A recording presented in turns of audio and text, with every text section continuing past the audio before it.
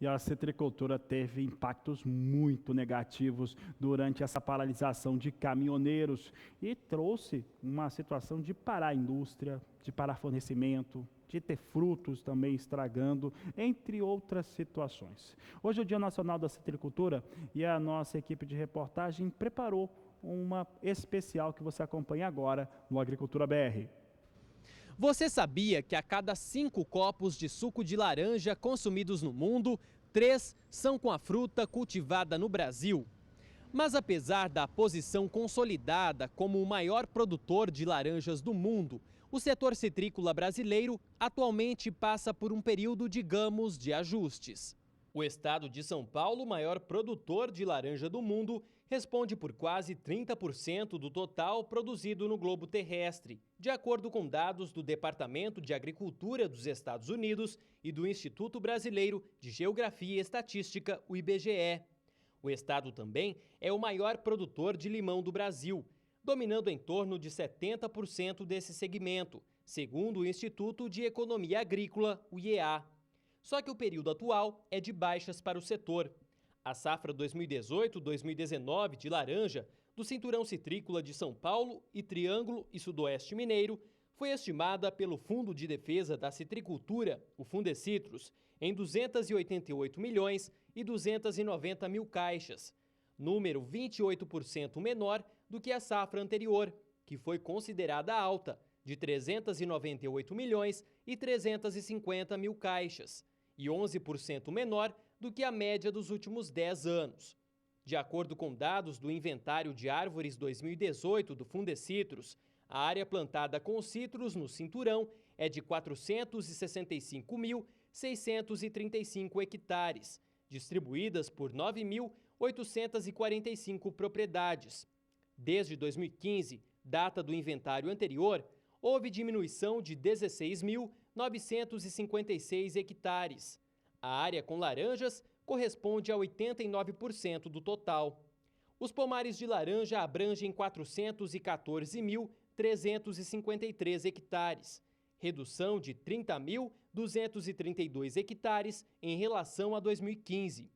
O parque possui 5.882 propriedades de laranjas, o que mostra queda de 22,5% em relação a 2015, quando havia 7.588 propriedades. Os pequenos produtores são maioria. 4.683 propriedades têm até 50 hectares. São 175 milhões e 270 mil árvores de laranja produtivas. Um dos principais desafios do setor citrícola é o greening, considerada a pior doença da citricultura mundial. A doença não tem cura e reduz a produtividade das árvores. Os frutos de árvores com greening não se desenvolvem normalmente, são menores e caem precocemente.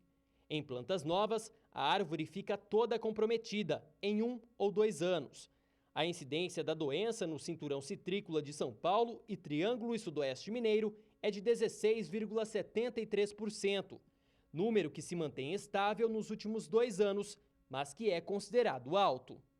Mas também há o que comemorar. Nos anos de 2015, 2016 e 2017, foram implementados 34.797 hectares de novos pomares, o que equivale a cerca de 11.500 hectares por ano. Desse total, 58% são plantios realizados em áreas de renovação e 42% de expansão.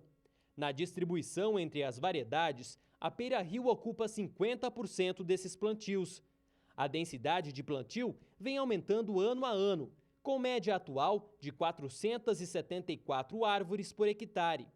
Desde 2015, o índice cresceu 4% nos pomares em formação, passando de 631 para 656 laranjeiras por hectare. A área de pomares de citros abandonados diminuiu 39% em relação a 2015, caindo de 9.952 hectares para 6.050 hectares. Com a recuperação dos preços na safra 2016-2017, a citricultura voltou a ser rentável e muitos pomares que estavam abandonados foram recuperados. Essas informações evidenciam o protagonismo do paulista no campo e enchem a população de orgulho. Gustavo D'Angelo para o SBA. Vamos saber então como é que fica a previsão do tempo para essas áreas citrícolas do país. Quem fala sobre o assunto é Juliana Rezende. Grande parte das áreas produtoras de citros da região sudeste vem mantendo bom ritmo em relação à colheita. Atualmente, os produtores estão em fase de colheita no campo, o tempo mais firme e a falta de chuvas no interior, tanto de Minas Gerais como também no estado de São Paulo, vem garantindo condições satisfatórias para o andamento da colheita no campo. Agora é a falta de chuva, então, que vem mantendo o solo mais seco. Grande parte do interior de São Paulo e Minas Gerais vem garantindo índices de umidade do solo baixos. No decorrer dos próximos dias não é diferente, ainda a chuva vai seguir bastante escassa na região sudeste. Novas áreas de instabilidades até conseguem avançar, só que somente pelo estado de São Paulo. Até volta a chover em grande parte de São Paulo, mas ainda são pancadas mais fracas. A chuva até ganha um pouco mais de força em pontos muito localizados do sul do estado. Agora, de maneira geral, tempo bastante firme em grande parte do sudeste. A partir do segundo período, entre os dias 14 e 18 de junho, a chuva ainda vai seguir garantindo algumas instabilidades em grande parte do estado de São Paulo, porém de forma bem fraca e também com baixos acumulados. De maneira geral, a circulação dos ventos no oceano ainda transporta mais umidade do mar contra a faixa leste da região sudeste e é por conta disso que ainda chove em toda a faixa leste da região. Agora, a situação é bem diferente no interior. Grande parte do interior mineiro vai ter tempo firme ao longo do período do dia 14 até o dia 18 de junho.